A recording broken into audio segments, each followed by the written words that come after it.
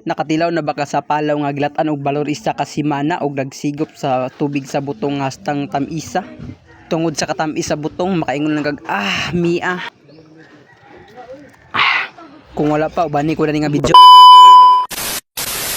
So what's up po to this video atong kauban maglukat og palaw karon akong manghud og akong uyuan atong kauban karon ug kani day nga palaw akong napili kita ko dako ni isang palawag guwang-guwang na gid siya.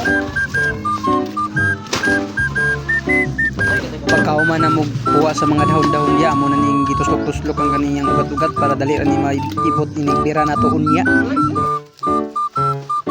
Gay gyapon ni ibuton niya palawa kay guwang-guwang na ni siya. Dani ang gitabangan og naibot ra gid namo sa kadugayan. Ug mao na ning unod sa palaw hastang dako gyud. Pagkauman na mo kuha ito amati ako nang ipasan kay dadon nanto sa mong balay. Ug nagapit sa daymi diri sa kalubihan sa mong silingan, nagkatkat na ang uyuan diri yari ning gilubag kay pangdugang ni sa gata ug magsigaw puto sa tubig dani hastang tamisa. Tungod sa katamisa ni butunga makaingon yung gag mia.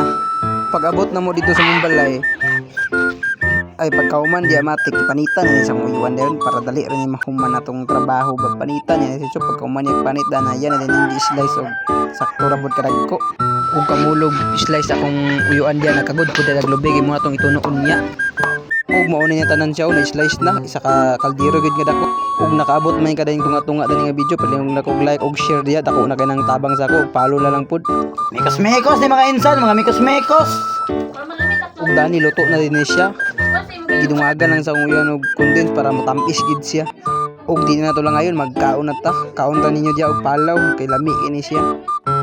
So dani ra ta tama no salamat kay pagtanaw nga video.